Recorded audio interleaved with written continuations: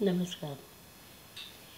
मागच्या लेखामध्ये आपण त्याचा शेवट करताना श्रीमद भगवद्गीता असा उल्लेख छोटासा आला होता, म्हणून असा विचार आला की त्याच्या पुढचा लेख पण थोडासा त्या अनुषंगाने लिहिण्याचा प्रयत्न करूया का. म्हणून आज गीतारूपी पैठणी याविषयी मी बोलते.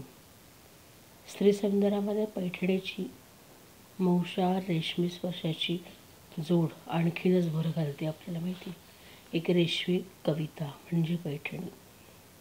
तशीच आपली गीता, श्रीमद भगवद्गीता पैठणीसारखीच आपल्या व्यक्तिमत्वात मानाचा तुरा, विचारांचा खोवत, आयुष्याकडे सकारात्मक दृष्टीने बघायला शिकवणारी, समजली तर, समजावून घेतली तर अर्थातच.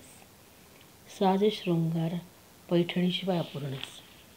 रेशमी चौकड्यात उलगडत जाणारे जगण्याचे कोडे या गीतारूपी गीतामय पैठणीने खुलवता येते. मनाला फक्त स्त्रीच नव्हे तर सर्व समावेशक मनांचा विचार करायला शिकवते ही गीतारूपी पैठणी.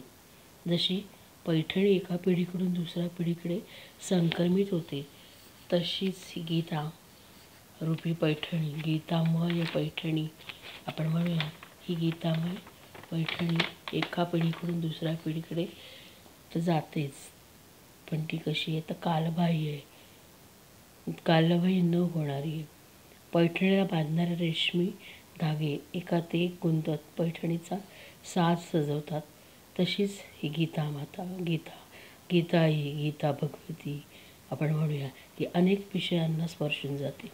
कर्म, ज्ञान, भक्तीच्या बिंदूंना एकमेकात गुंफत, बुद्धीची किनार कर्तव्याच्या पदराला जपत स्वधर्माचे नकळत महत्त्व पटवते. स्त्री सौंदर्यात भर घालणारी पैठणी, शालीन संस्कृतीचं द्योतक. गीतारूपी पैठणी मनाचे सौंदर्य वाढीस लावते आणि स्वधर्माधिष्ठित निष्काम कर्माची गोडी, महत्त्व पटवून देते. अंतर्मनाचा ठाव घेत व्यवहार कुशल बनवते आणि गीतेतील श्लोकांची ही रंगसंगती, ती तरी बघा.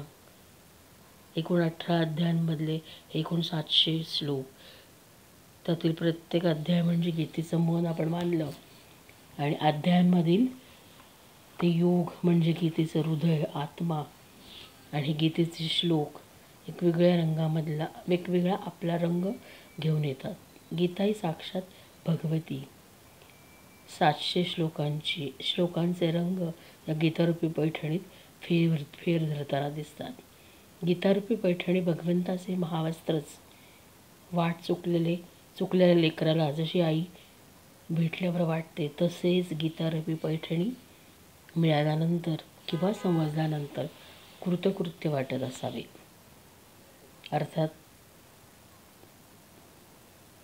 हे समजून घेताना, समजण्यासाठी असंख्य वेळ जावा लागेलच, पण तरी गीता म्हणजे काय, गीता पैठणी अंगावर लेवल्यानंतर लेवली की काय होतं ह्याचं थोडंसं एक याची जाणीव किंवा याच्यामुळे जगण्याचं कोडं उलगडत जातं असं मला वाटलं.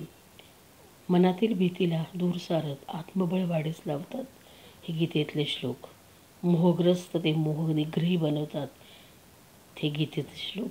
तिचा तो मऊ रेशमी स्पर्श, पदरावर स्वार झालेले योगरूपी मोर तिचे सौंदर्य अजून खुलवतात. हे मोररूपी श्लोकच आपण म्हणूया.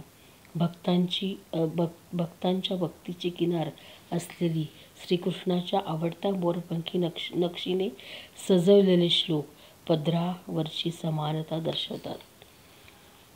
पैठणीच्या रंगाची विविधता, प्रत्येक स्त्रीचा वेगळेपणा तिच्या अस्मितेनुसार खुलवते, पण ती प्रत्येक स्त्री एकाच दुव्याने या पैठणीच्या आवळीशी निवळीशी बांधलेली असते. तसेच हे श्लोकांचे विविध रंग प्रत्येक अध्यायात एका योगाद्वारे गीतेतील भक्तीचा मुख्य दुवा, स्वधर्म जपण्यास शिकवते. एकमेकांना बांधून ठेवणारी पैठणी स्त्रीसखीच, अगदी आजीकडून नातीपर्यंत वारसाने दिली जाणारी, तिच्या आयुष्याच्या रेषा उलगडून दाखवणारी, तशी ही गीतारूपी पैठणी आपली सखीच व्हावी, तिचा वारसा 5000 वर्षाहून अनंत मर्याद कधीही कालबाह्य न ठरणारा आहे. कर्मसिद्धांताचा उलगडणारा प्रत्येक पिढीत त्या वयानुसार बदलायला शिकवणाराच आहे असं म्हणता येईल. शांताबाई शेळकेंची पैठणीची कविता आपल्याला माहिती आहे. तर त्यासारखीच ती पैठणी जसं तिथे आजी आणि नातीचे गुड आपल्याला सांगते, तसेच इथे श्रीकृष्ण अर्जुन, गुरु शिष्य, सखा, भक्त अशा वेगवेगळ्या नाते एकमेकाशी जोडत उलगडून दाखवते गीतारूपी पैठणी. म्हणून शालीनतेचा साज पैठणी, तर निष्काम कर्माची सम्राज्ञी गीतारूपी पैठणी असं म्हणता येईल. असं मला साम्य त्याच्यामध्ये वाटलं. मला पैठणीचा पदर उलगडताना गीतेची शिदोरी त्यावर मनातील हे दुवे नकळत सांधत गेली. गीतारूपी पैठणी नव्हे तर गीतेला पैठणीची उपमा द्यावीशी वाटली. अजूनही खूप बोलता येईल, पण थोडक्यात गोडवा हा माधुर्यच आणतो. त्याची चव जिभेवर रेंगाळत राहते. म्हणूनच हा गीतेतला पैठणीचा साज चढवत ती आत्मसात करण्याआधी समजून घेण्यासाठी तिला पैठणीचा साज चढवला तर असा विचार मनात आला. पण म्हणून फक्त इथे गीतेवरच बोलायचे असे अजिबात नाही बरं का. पण मागच्या लेखाचा शेवटी थोडासा दुवा उल्लेख मी केला, तोच विचार मनात ठेवून हा पुढचा पैठणीचा विचार साज गीतेला चढवला इतकेच. गीतारूपी पैठणीची घडीच एवढे मनीचे सौंदर्य खुलवते किंवा खुलवत गेली, तर मग ती पैठणीची घडी, तिचे पदर उलगडले तर अध्यायातील श्लोकांचे सौंदर्य मनात रुजत गेले तर काय बहार येईल ना. आज इथेच थांबते. मनात ही गीतारूपी पैठणीचा रंग साठवून ठेवला. गीताई एक पूर्वाईच म्हणूया. जसे अनेक वारे येतात आणि जातात, पण पूर्वाई मात्र एकच.